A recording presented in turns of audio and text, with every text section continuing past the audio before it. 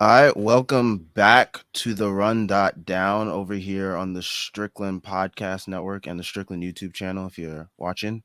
Um, your boy Samuel here. I got with me London's Theory on Twitter, aka Tyrese, and I got with me Jeff, aka Frank Barrett 119 on Twitter. And let's just get into the game. First, gotta say, surprising to see another blowout. That's like three straight blowouts for the Knicks. Um, Game started off pretty dominant by the Knicks, getting whatever they wanted in the paint and 3 point. They held Dallas to 0 for 19 from three for a decent chunk of this game, which was also very surprising because if you look into the stats, we're one of the worst 3 point defending teams in the league. So that was one thing. They did make a little mini run in the third quarter, but we kind of shut off their water. And then from there, it was like smooth sailing with bully ball with Randall, Taj, and everyone just having their way in the paint. So, I mean, let's get into what stuck out to you guys. Julius Randle whipped that ass. To put it in layman's terms, he kind of struggled in the first half, and I felt like RJ Barrett was really the reason why they were going in the first half, and then second half, especially the third quarter came by. The Mavs were going with their run, and then Julius just went no, and I think he had like 3 or 4 straight buckets at the rim, and then just kind of took the game over, and that was that.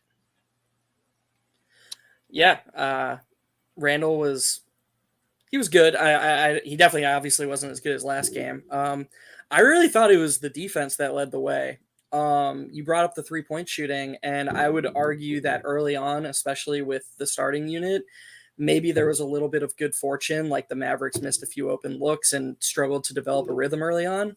But that stretch in the second quarter, when it was the bench unit plus RJ, the way they were rotating, the Mavericks were getting no good looks at all. Like Yeah, they were making every rotation, and there would be times where you would see the Mavericks move the ball really well, and you would see the pass be a pass away, and you'd be like, "Oh, okay, well they're going to get one now," and the Knicks would just always make that next rotation, and it was just like, who is this team? And like this is just they were just guarding unbelievable, and I thought that was a big part for how we built that big lead early on.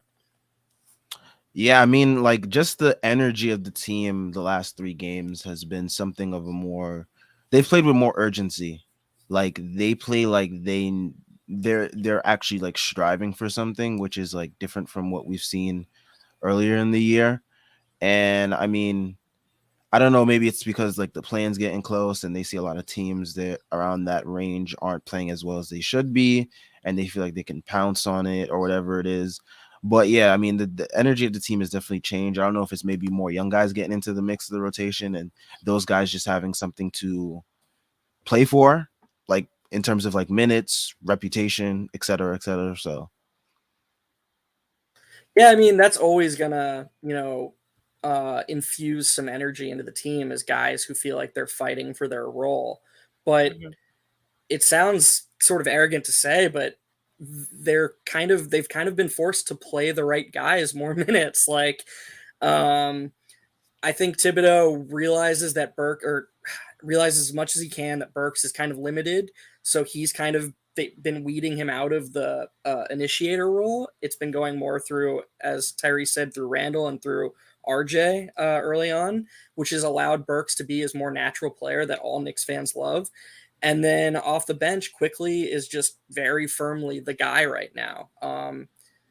So yeah, I think your point about the energy is it's a very good one, but I think also they're just playing the right guys. yeah, I was about to mention that I felt like through injury, unfortunately, it kind of has forced. That's usually what happens with deeper teams. It's usually usually injuries that force the team to play who they actually need to, and it like whittles it down to the main core. Yeah, definitely. hmm Uh, I guess we could just talk about I just want to talk about Taj Gibson, how awesome he is. Uh, I just love Taj Gibson, man. Like the dude puts on his hard hat, he comes to work. I don't think he expected to play tonight. Um, but Sims picks up 2 quick fouls, and they just throw Taj in. He just comes in and he just like makes a difference. Plus 19, 11 points, 5 boards, 4 offensive rebounds. Like he hit a three, like he hit a corner three. Just like solid all around, man. Like 37 years old, still doing work, still great defensively. Has been like adding to his game with like the three ball. Just like a solid vet presence for this team. He's under contract next year. Or rather, yeah, he is the greatest ball man since 23. He is technically under contract next year. There's been a lot of like, do we bring him back? Do we not? I think if he wants to play, they probably just bring him back because like if he's gonna give you like spot minutes like this, then why not? Um, but yeah, man, like Taj Like Gibson, like Udonis Haslam esque. yeah, like they could be like, okay, if you need him to play like 15 minutes one night, I think he could come in to give you a solid like 6 and 3. Yeah, he's just so stabilizing. I can't think of a Yeah, better word than like. I think what Tibbs is always looking for in guys, and it's kind of his downfall, but also what makes him such a high floor as a coach, is he's looking for guys who he knows what he's going to get from them.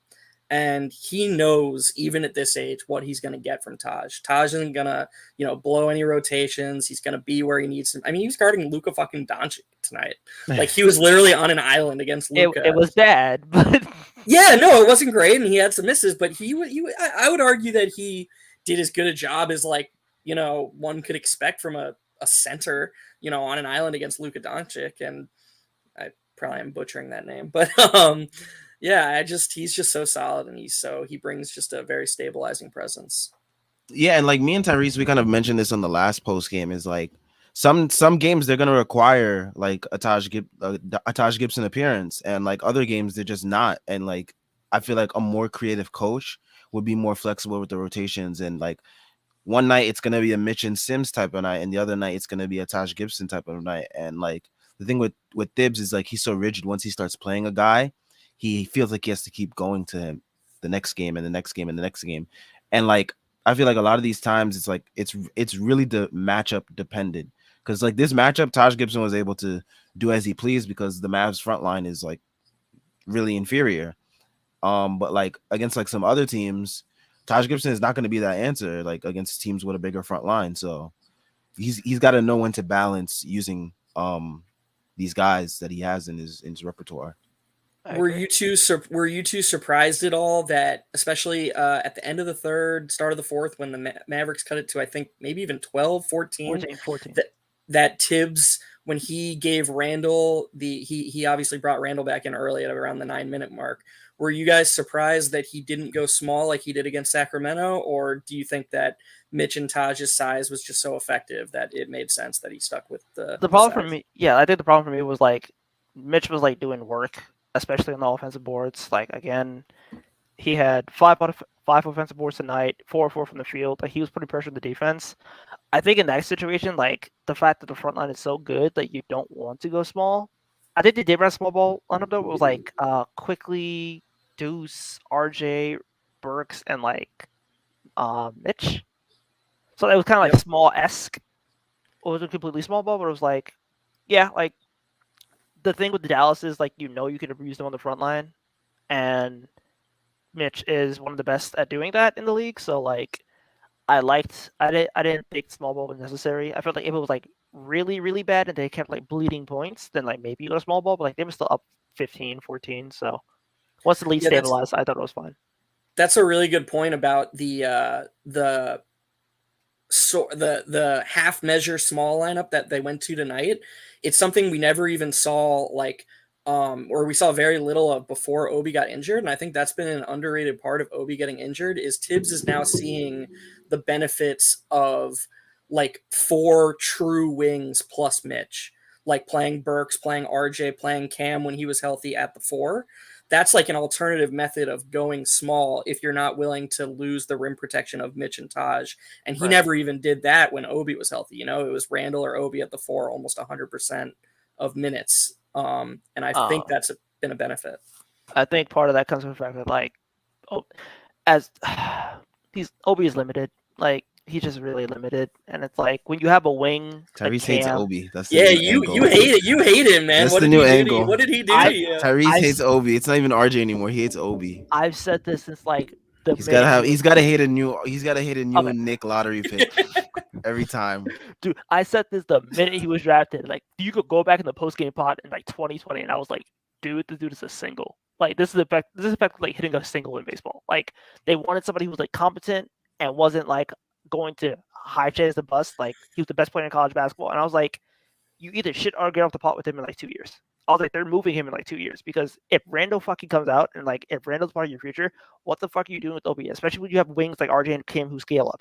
Like once you have wings who scale up, then like Obi's position just like is either a full time five and you're not doing that, or he's a small ball four and it's like why when you have better wings? I've just always been confused about Obi's role in this team. I think Tibbs is confused, and it's like the idea is we'll play him at IQ, RJ, and Julius are elite. Yes, they are. My core. And also Mitch. I forget. Yeah, but like my thing was always like, I don't know how you fit Obi into this role. And then Julius had the season. I was like, okay, I really don't know how you fit Obi into this role. And then they got Cam, and I was like, well, okay, now you have like Grimes, Cam, RJ, like quickly, and probably we'll get another wing this draft. What do you do Depends. with Obi? But yeah, Do you think Uh, that I am, and I feel like I'm getting more and more lonely on this island. Do you think it's dumb that I am still a buyer on him as a shooter? My argument would be that it's clear he's a hard worker, and I think his improved free throw shooting, and I don't think his form is that bad. So I it's don't see not. why he can't. I don't see why he can't be like a 32% 3 point shooter or 35% 3 point shooter on wide open threes. That's I my mean, opinion, but I mean, like he needs to. I would say like for him, he needs to up the volume and he needs to up the percentage, and like that's mhm. hard. And it's like he's already a couple years behind the development curve because he's already 24. So like Also, might need to change trainers this offseason. Just a suggestion. David Zeno, you're a fucking fraud. And if you're fucking watching this, I want you to know you're a fucking fraud. Yeah, he needs to like invest in like a trainer that'll actually help him You shoot the think Marcel Scott basketball is bad? into. Fucking David Zeno is out here robbing people. Oh, we got a comment from Schwinn. Thoughts on Evans Fournier's god awful defensive third quarter? Wee I Wee don't Man I is don't pissing me know. off. I don't know what he was doing in the He was It was game. he was it collecting was checks. it was so bad that I was mad at Tibbs that at the end of the game he had Burks out there in the garbage time instead of Fournier. Like give Burks a fucking rest, man. Let Fournier die out there at the end of the game. I was actually angry. Like that was ridiculous. Yeah, I don't know what Fournier was doing in the third quarter. Like he just was not like just wasn't good at all. And it was just like Dibbs has this thing where he'll like constantly ride him and like I just don't get it. But I mean, like, yeah, he hasn't really been good since the All Star break. Um, it's been kind of suspect. I think once he got the tan, he lost his basketball powers. So you're just hoping at this point, like, he clears up, the melanin gets out the skin, and he could come back and shoot decently. But like, yeah, yeah, like, He had a baseline take tonight though. That was like the first off yeah, the dribble take. That was it was like, oh, this is why we wanted you instead of Reggie Bullock because you can do stuff like this. Like where has that been all season? yeah. yeah, I mean, at least he was better. He was better than Reggie Bullock today. I mean, Reggie Bullock couldn't throw a rock into the ocean today. Like, Ooh, God damn, That was he rough. was. What was he like? 0 for 8 from oh, three. It he was was, he was. bad.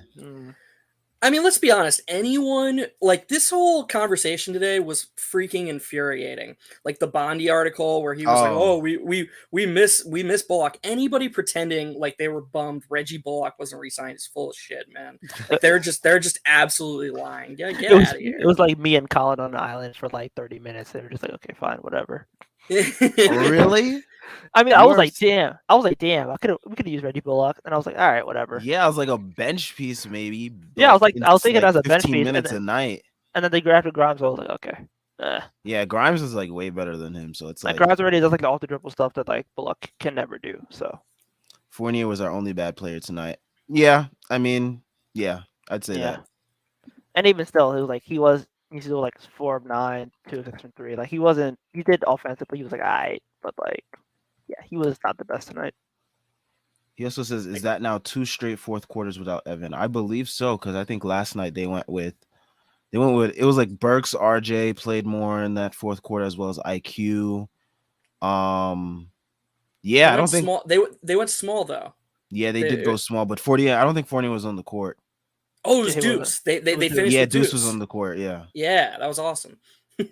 yeah. I gotta say, I love Deuce getting these minutes lately. I mean, I don't know what's changed besides injury in Thibs' head to like finally give Sims and Deuce some type of appropriate looks or like some type of decent run.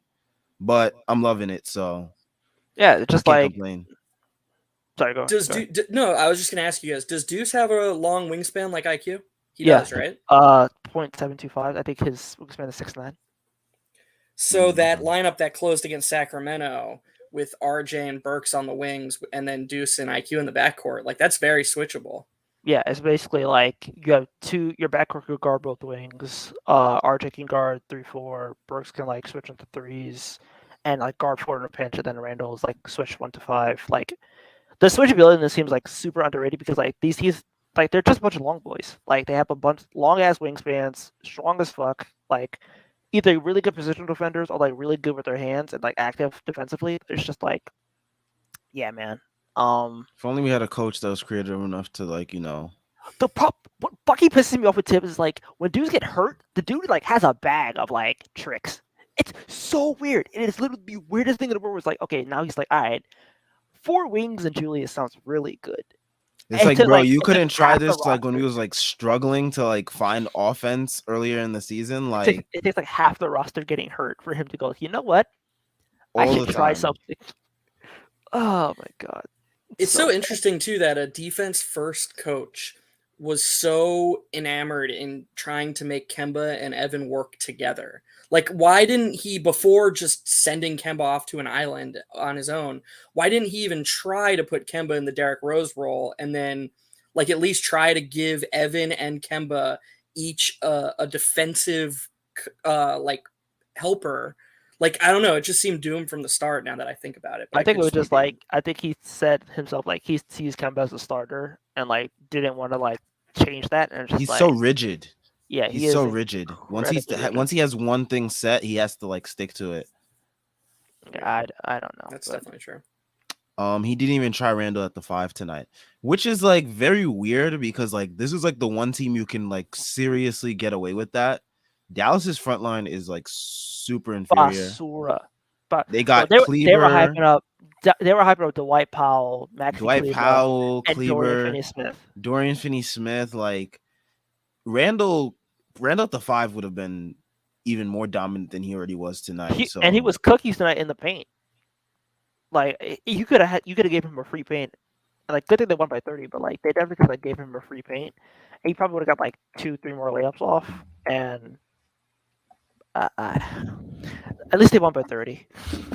yeah, which is like the funny thing about whenever we play Dallas, we just like I don't know like Yeah, do the players have the Porzingis trade in mind every time they go into like playing in Dallas, I think even so. though Dude. like there's like no one on this team that played with Porzingis at Also, all? like half the Mavericks are like former Knicks, so Were y'all watching on MSG? Clyde was Yeah, shit. Clyde was yeah, shit on shitting on Luca, Luka. man. It was I beautiful. love that.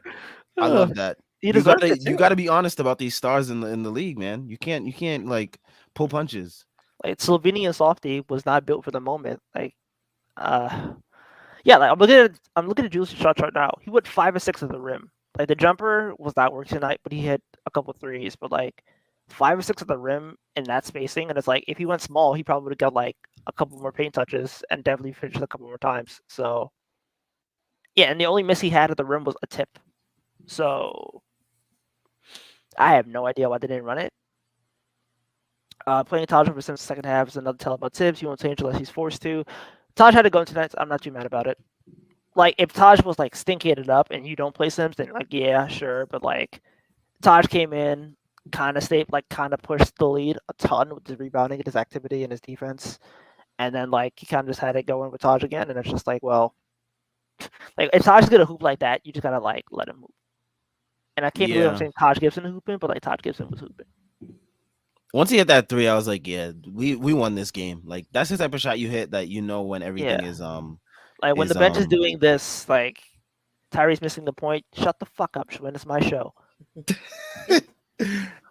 But no, I do think he does get at a point like we mentioned with the injuries. Like if Obi, Cam, Grimes, Derrick Rose are all healthy, what does this rotation look like? Shit. Well, Burks, Yeah, Burks is gonna fucking start because he has to. Fournier's gonna start because he has to. RJ Randall, Mitch, Rose, IQ. I think.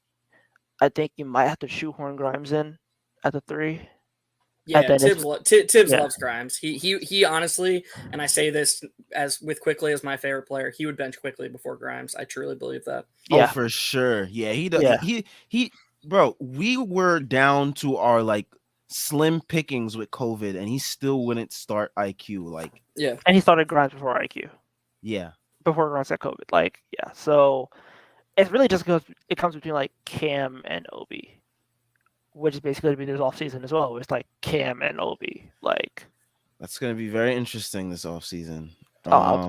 spoiler, it's going to be fucking Cam because they're going to extend him. But like, Yeah, they spent a first round pick on they, acquiring they, Cam. they spent So they spent the first round pick on Cam. They know he wants an extension, and if he gets an extension, you're not benching him. Schwinn rebuttals your point. It's not about Taj having it going. It's that as soon as he has a choice and a vet shows any sign of being good, he'll play them over a young guy with less track record. All right, Ari from Manhattan.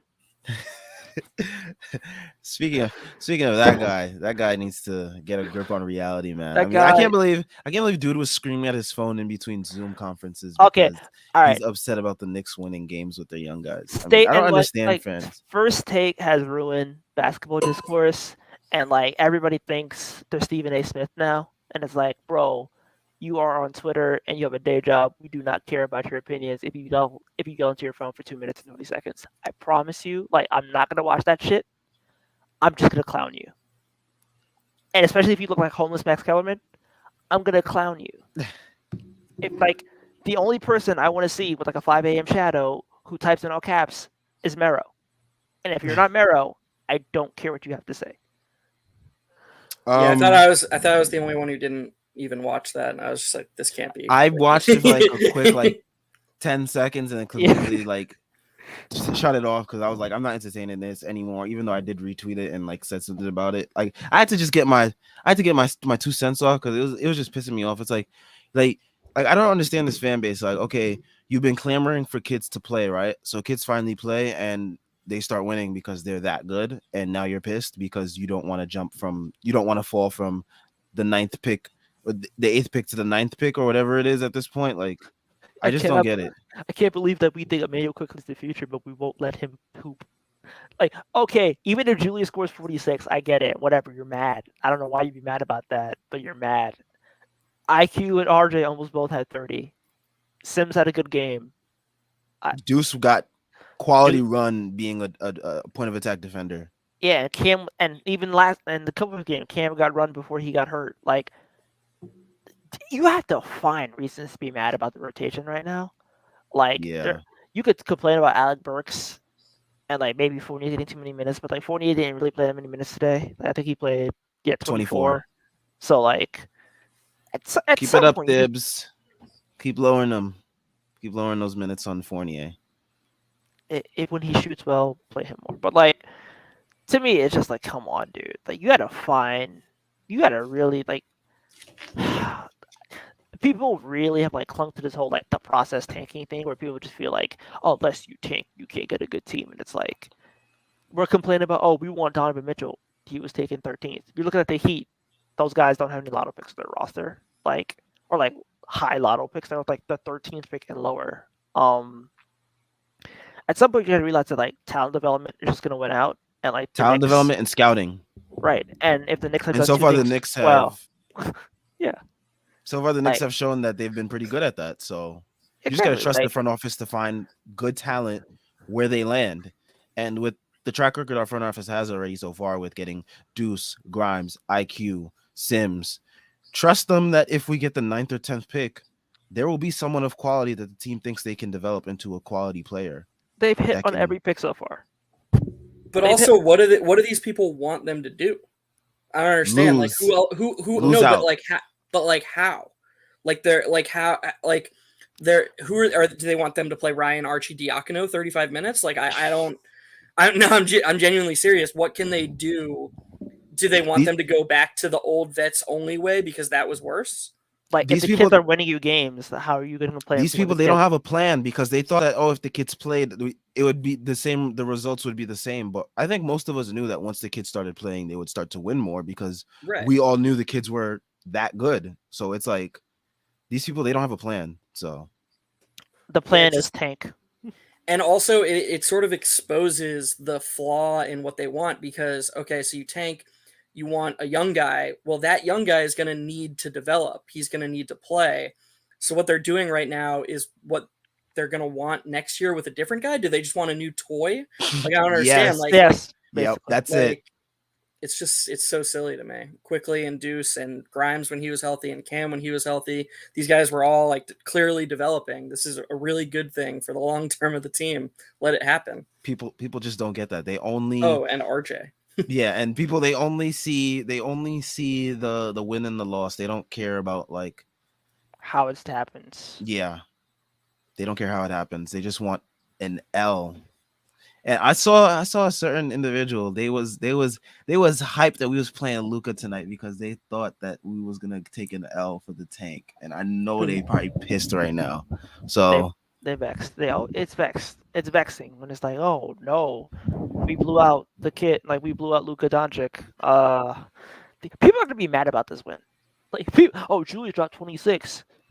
They're not prioritizing the youth, and it's like, I think people have this idea that like Julius somehow isn't like part of the future of the franchise, and it's like maybe not, but like for like next year. I mean, I think it's probably- because he's probably a considerably like there's a considerable gap in the age between him and like the rest of the core if you like take out Obi because like Obi's still like 24 and he's like pretty close in age to Randall, but like everyone else is like early 20s and Julius is like approaching like what 28, 29 at this point. So it's he like just turned 27. he did Like he's 27. Like we're acting like he's damn 36. I know he look old, but like he's 27, and realistically, him playing well matters a lot for the future of the team, no matter how you slice it.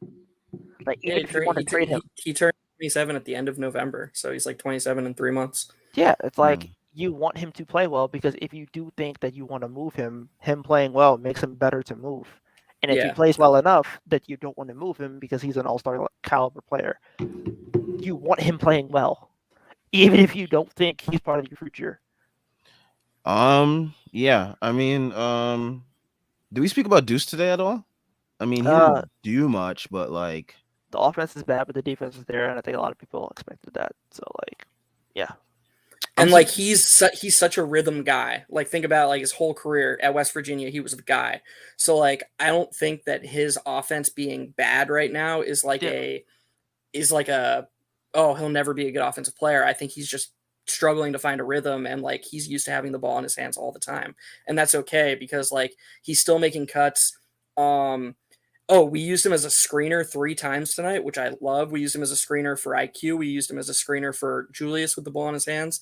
Those inverted screens, I've been calling for those for a long time. We never used to do those. And Quickly and now Deuce, I feel like they're good screeners. some of the best on the team.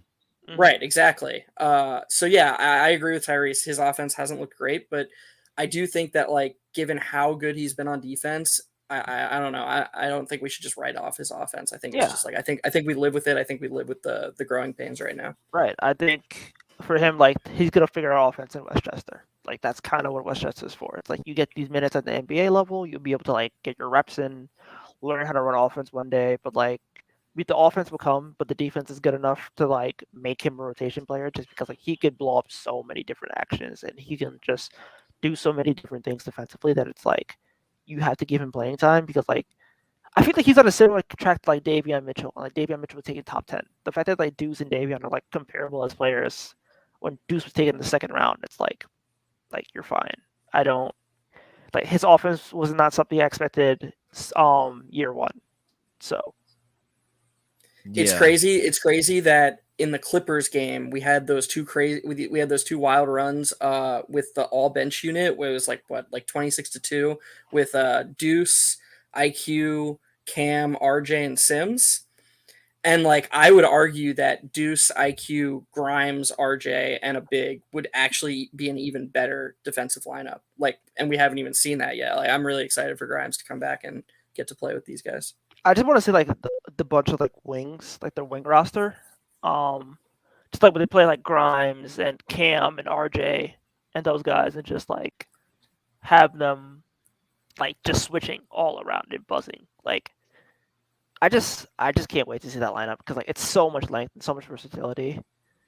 Did my webcam cut out? Oh crap! yeah, it did. And to Sam's point earlier about Tibbs's rigidness, that's always been the most frustrating part about it is we have such a versatile roster. Like there's so many different things these guys can do, and Tibbs has always just put them in a single box and like not let them kind of flourish and spread their wings. Yeah, I mean, yeah, that's the most frustrating part because like I've always compared it to like if we had like Ty Lue as a coach, like the imagine the type of lineups that he would toss out with this with all these versatile wings that we have. Mhm. A lot of these lineups that we've been concocting ourselves as fans, I think Tyler would have no problem trying those out because I think after the game he even said that like after Thibs called him a gambler and he was like basically I don't care, like he's just trying to do whatever it takes to win a game, so like he'll try whatever. So Yeah, we talked about that on the pod, the most recent pod. I thought that was so funny. That like was Tibbs like taking like was when I heard Tibbs say that, I was like, yeah, all of us want you to be more like him, please. Like, what are you talking about? yeah, Yeah, it's insane. I don't get it. I I think he kind of thought it was like, oh, I don't know if he was trying to be like complimenting, like I don't know if he was complimenting him or he was like actually taking a shot, but like, yeah, dude, I don't know how you get off saying like, yeah, like you should probably experiment more, especially because like he's kicking your ass with like replacement players and like a bunch of G League guys. So Yeah. I mean, one thing that's going to be very interesting and fun for the next game is Deuce minutes on Ja Morant. I know Ja's like he's been on a tear lately, but like was it Thibs that kind of like utilized the strategy to kind of slow him down in our last game? yeah, Um, I forgot what it was. I was like, honestly, that last game, I was asleep for the whole first half of that game, so I didn't even catch it. I only caught like half of the third quarter and the fourth quarter. So I don't know if any of you can attest to the strategy that Thibs kind of used to slow down. You're talking about the Ja. last Grizzlies game, yeah? Yes. Yeah, I do not recall that at all. That's on Tyrese. no clue. No, I remember. I I know like he had like a stinker and like they kept hyping it up. And it was definitely like I think they definitely kind of just used ball pressure on him and like they made him like shoot more. Ah, there we go. Mo with the insight in the comments. Oh RJ yeah, guarded him and Mitch was right, awesome. right. So you need to put a big wing on him to slow him down.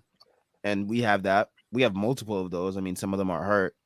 And oh man, now I'm just thinking like imagine like just on RJ Grimes, Cam, Deuce on him. Oh If fucking Zaire Williams doesn't go for like 21 points, they would have won that game, man. yeah, Zaire Williams had an out of body experience. I don't understand that. It's Like, always these like randoms that it was so bullshit. Like cook.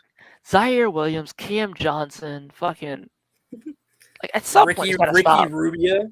bro. Ricky Rubio having a career night against us still pisses me off to this day, bro. It Also, RJ was going under on everything with Ja. I noticed a lot of guys they don't go under that much on Ja. They kind of like kind which of is weird. Like they kind of like ball pressure him even more, which is like okay, you're just giving him a free lane to the rim, I guess. he's been an okay shooter this year, but like you Yeah, definitely could ball pressure him. Like you could definitely like get up in his grill. and Schwinn with the God, I remember that Oh night. yeah. Yeah, I Oh can picture that so perfectly. that's like Schwinn's like go-to clip. Like whenever anyone brings up like Kemba this year, he's like, boom. Here's Kemba airballing from the elbow after getting his own offensive board. That was really pathetic. But yeah, I mean, hopefully we could utilize that same strategy. It sucks that Cam and Grimes are not available because I feel like just having those two extra wings to throw on John Morant would be key because we saw with RJ on him, life was kind of difficult. So if you just add two more of those type of same physical type of wings, then you can get similar results. But we'll see how it goes. I do want to see Deuce on him because I feel like that would be interesting. Although Deuce is not as physically imposing as RJ is to Ja, so we'll see with that. How do you guys feel about the next game? Uh, I didn't think we were going to win this game.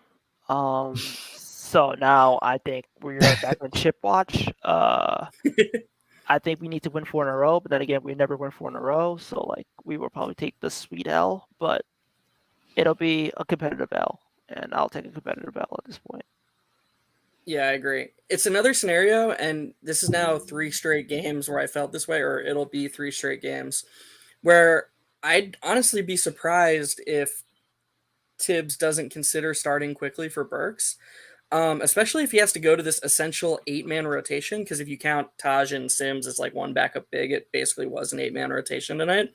And so it feels very weird to have Fournier, Burks, and RJ, who are only 3 wings, all be in the starting lineup, and then Burks and McBride be the only backcourt guys off the bench. Like you'd think you'd want to stagger them more and have, and then the other thing is that you don't want Burks or Fournier on Ja, and with them both playing heavy minutes against the starters, I feel like the Grizzlies will attack that relentlessly.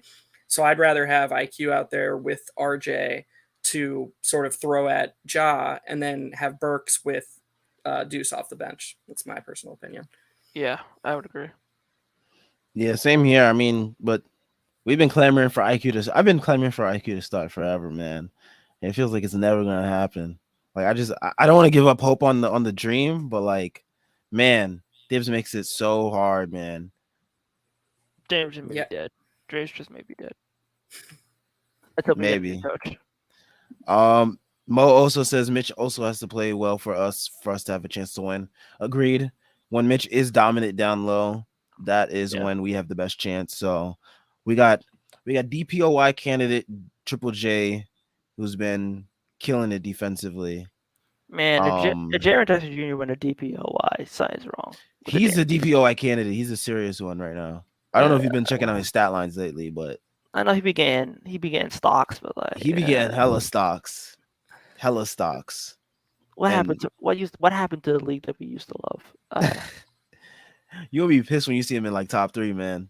Man, You gonna be pissed. Man, he's gonna be there. So we got him down low, and then we got Steven Adams down low. And Steven Adams down low. Steven Adams been killing on the boards lately, and he's been like weirdly dishing pretty well. I don't know, like I've seen a couple of games from him lately. He's had like 5 assists, 6 assists. So gotta watch out for that too. So I don't know. He keep getting paid. It's contract season. You know what he's going for. But yeah, like, yeah, damn, what the fuck? Yeah, wow, 3 stocks. Okay. Oh. Okay. I really like what the Grizzlies do with Jaren Jackson. I like how they start him at power forward next to Adams, and then their center rotation is he's kind of the backup center. I wish the Knicks would do something like that. Right? Yeah, that's what. Must be nice having a creative coach, right? Yeah. Taylor Jenkins creating, like, come on, if that fucking guy can do it. Taylor Jenkins sounds like a goddamn 2K like. He sounds like them generic 2K coaches. He really does. He looks like a generic 2K coach. Yeah. But yeah, I mean, if he's able to do that with like, I mean, he's got a really versatile roster, and credit to the Grizzlies for building out this roster basically almost all throughout the draft. Basically, crazy how they did it without John Hollinger.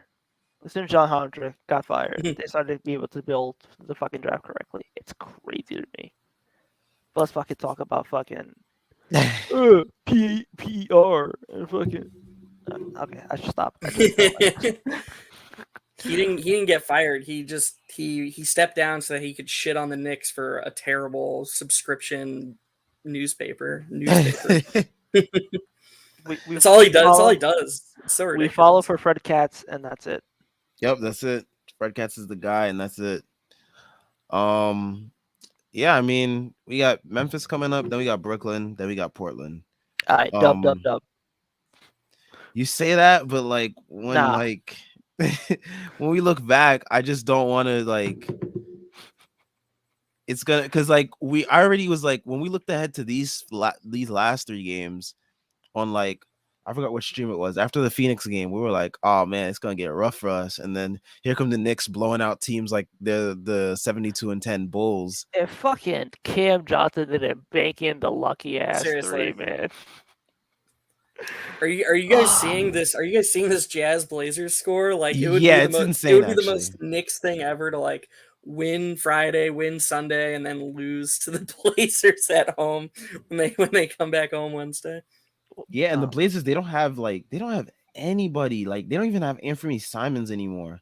He's It's Josh magically Harden. It's Josh Harden. he's That's it. magically gotten hurt now since like he started messing with their tank.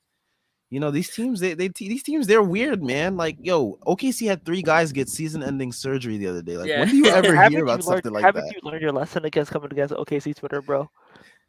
You know Nah, I have not learned my lesson. Nah, they be F coming all for of you, them. bro. F all of them. They was really jumping me because I accused them of tanking. Now all of a sudden 3 guys get season-ending surgery and they're Oh, not they were tanking. jumping me. I was underneath the comment. I'm like, bro, I had nothing to do with this. This is your battle, not mine. Bro, it's like I don't get it. Like, how do you have 3 guys just have random season-ending surgery? Like, that Sam just doesn't. Presti, It's Sam really Presti weird. been selling his soul. Like, you can't tell me he's not selling his soul. They And gonna you get got the Shea up out of there. Kings.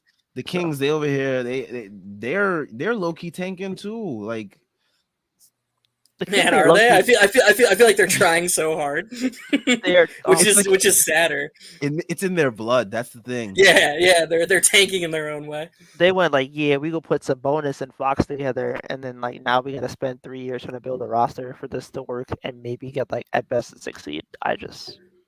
Are you guys at the point where you're like sweating these like the Wizards, the Hornets, and the Hawks games like to see if we can sneak into the 10 seed or is it not that time yet? I mean, the thing is, like, I think we have 2 games against the Wizards, maybe 2 or 3, and we also have a game against the Hawks, and we have another game against the Hornets. And it's like the Hawks, like the Hornets, look like garbage since they lost Gordon Hayward. But they somehow always have our number.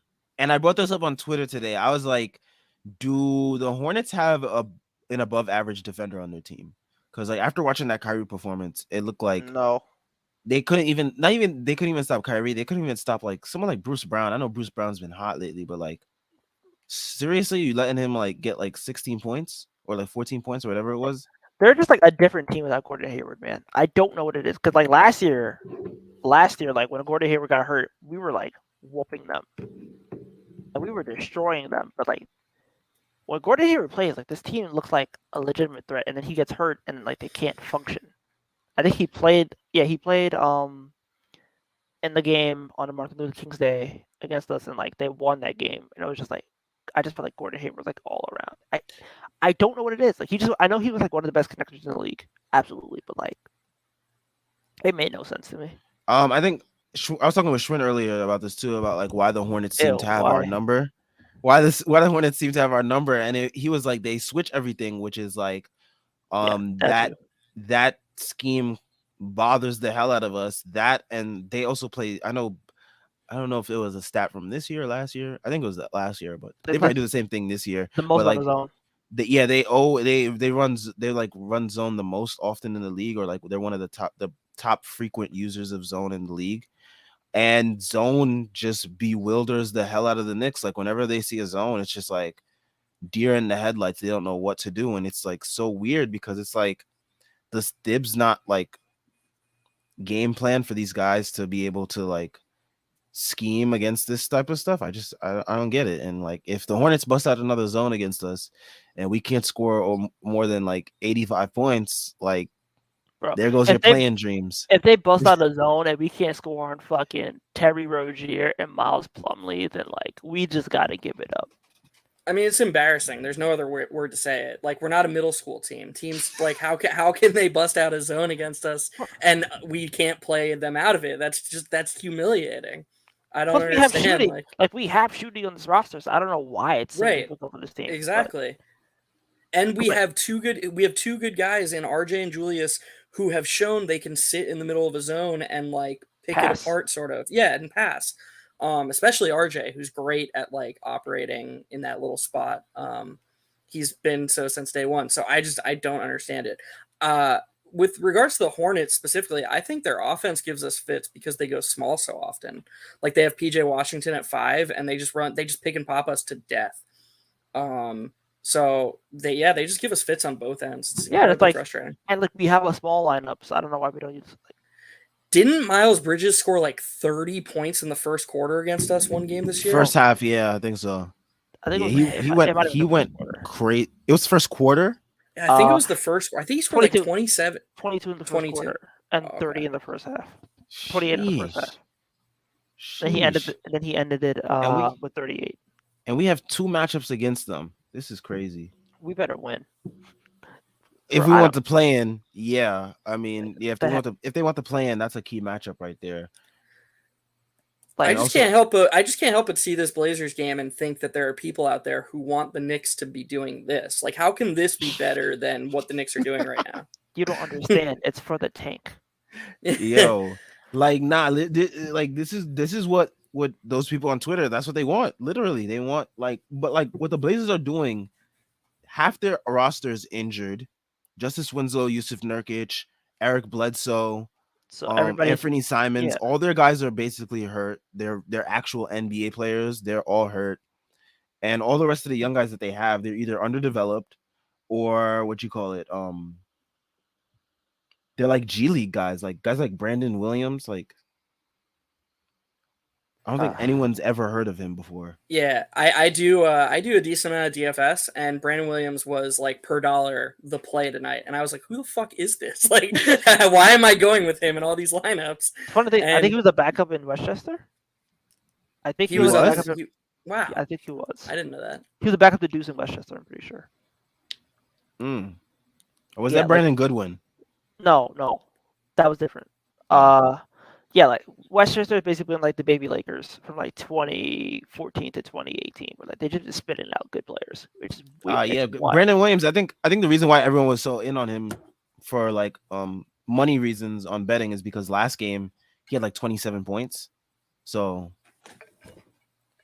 weirdly enough, someone says, but I understand the Blazers tanking. They have to, in my opinion. However, the Knicks, while building, are past that point. Yeah, I mean, we have a solidified young core of like guys that are actually good at basketball. The Portland Trailblazers, they're about to trade off Dame in the offseason. Like we all know it's coming. It's not. If it doesn't come, Dame gonna go kicking his. Who wants Dame right now? To be honest, Dame doesn't run from the grind, y'all. You know, like that's he's like, all about the grind. To be honest, like, how many teams in the league right now like want Dame actively, or like will trade for Dame? Us. Honestly, yeah. I can't even say until like after the playoffs because like things change drastically after the playoffs. Sure, but like at the same time, collapse. Like it's basically us and the Lakers, right? It's like us and the Lakers, and like the Lakers would have to trade Russ and like 2 first-round picks, and it's like, are they going to trade Russ?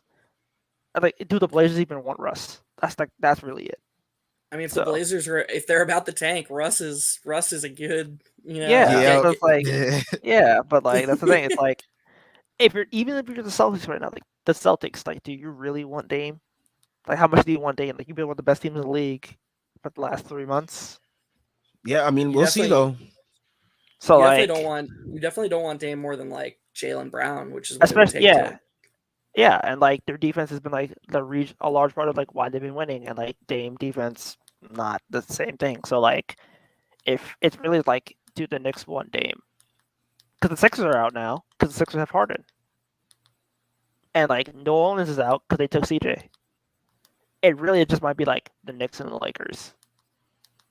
And I don't want it to be the Knicks and Lakers. I'd rather just be the Lakers and the Lakers. Like, yeah, that shit fucking happen. I'll be pissed. I'll literally be pissed if they fucking get Dame because like fucking Dame was like, I'm going home. Yeah, I can't keep switching out people who live there. But I think that's all we got for today's post game. We'll be back of course, after the next game, which is Friday. Friday, another pretty decent time start at 8 o'clock. So we'll probably Thank God. be done by like 11 and be ready for post game. Um, pretty early compared to where we were on the West Coast trip. Um, we have one last question I do want to get to. Next year, if Deuce is playing in the G League, either Knicks get free agent point guard option or there's epic fail with Dib's new coach, right? Basically. For Deuce, like I think Quickly's ahead of him in the depth chart. I think if they keep Rose, Rose is ahead of him in the depth chart, and like I do ultimately think they probably get like one of these free agent point guards because like you have like $40 million in dead salary in this team. Like Kemba, Burks, Noel. If you want to throw in Taj there, you can. Like you basically have like $40 million in salary like you're not using. So if you can do a sign in trade for like a Jalen Brunson, who I know he had a stinker tonight, but like it's Leon Rose godson. Like they're absolutely going to put in an offer. Same thing with a Colin Sexton maybe, or like if you want to trade for like a Malcolm Brogdon, I wouldn't, but like he's definitely going to be an option because you know he's going to be available. Like my problem is like I don't know where Deuce gets minutes on this team because like the guard rotation on this team is fucking stacked. So especially if you get Brunson. yeah, if you get Brunson, then it's like okay, well it's Brunson, Rose, and Quickly, and Deuce is going to be the fourth man, and like that's if Rokas doesn't come over. If Rokas comes over, then it's even worse. I don't think I saw something Yeah, today that was yeah. Like, I don't think he's circulating coming that over, he's but coming like, over because he Yeah, doesn't think that he'll he be said able to two get years. minutes. yeah, He Yeah, like, he said doesn't two think he'll be able years. to get minutes, which right, makes sense. Like, why come over here if you're just gonna be in the G League all the time, like Deuce? So right. like, They have his rights, so it doesn't really matter. But like, that's my thing. It's like there's a lot of glut on this team with like young players, and it's like they have to trim the fat because like you're adding a lotto pick.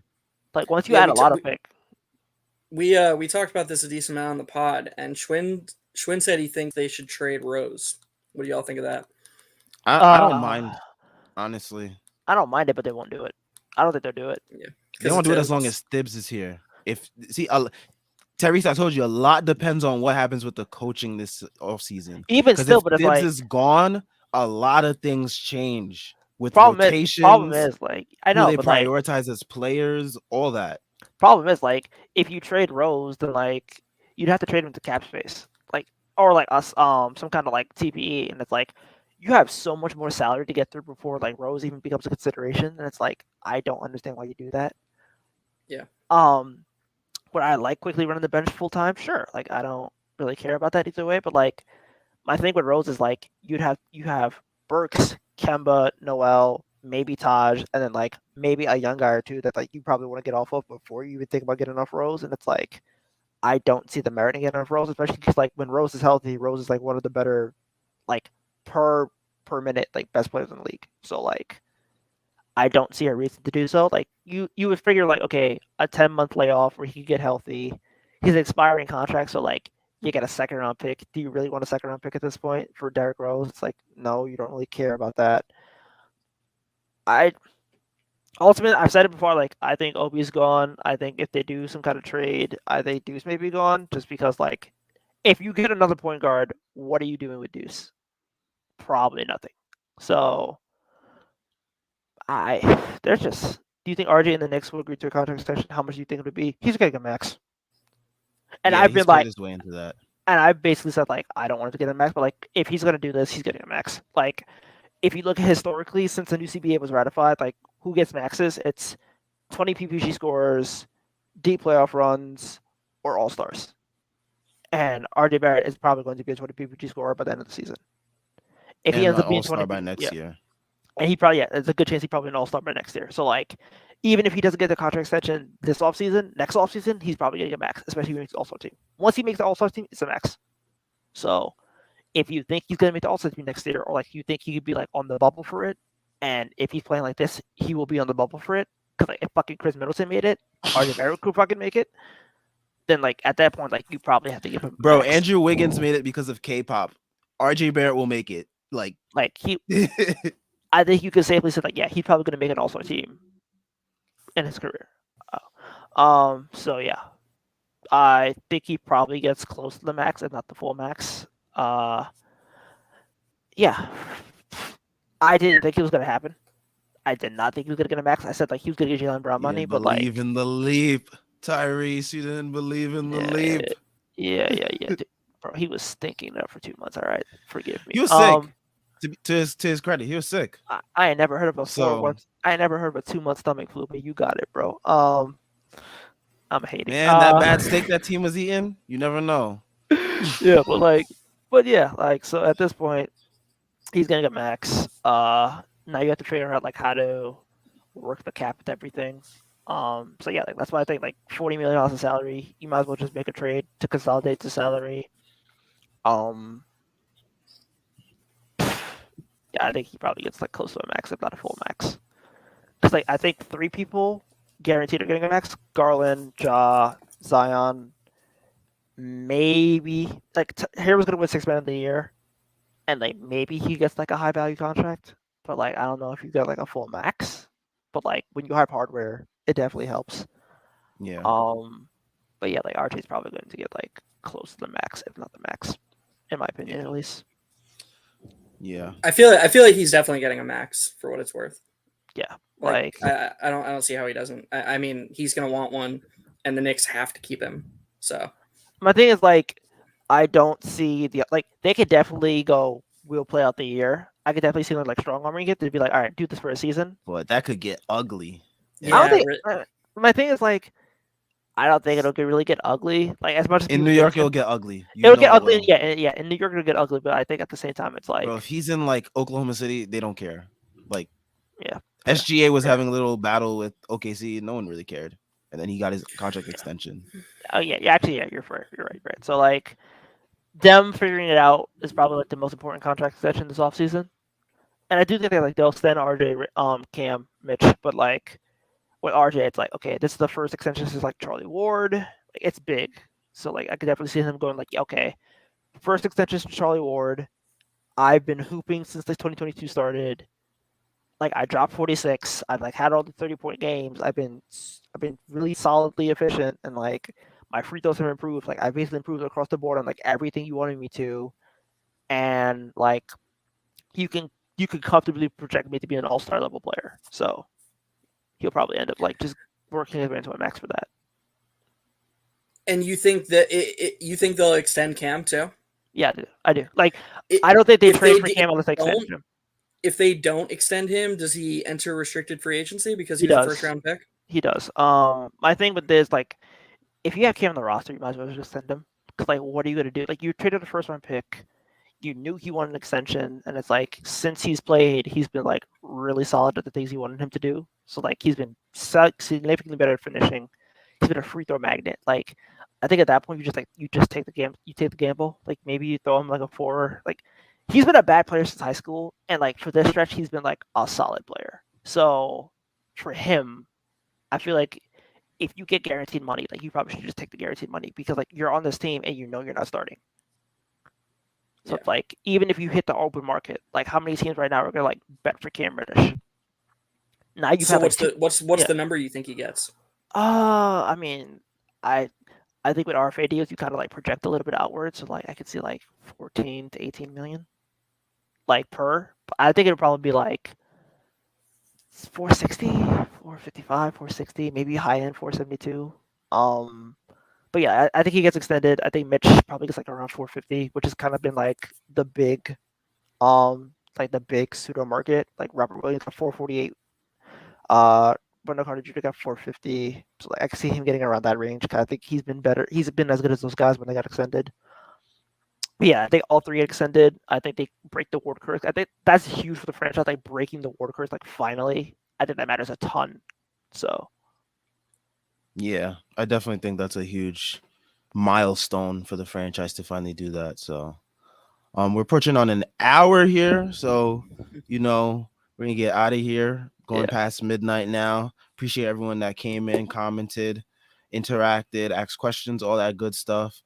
Um, Everything that you need to know Strickland related is in the description. The site, the merch, the Patreon, all that to support us. Yeah, we'll be back after the Memphis game on Friday, so make sure y'all tune back in. Make sure y'all like and subscribe, and we out here. Peace.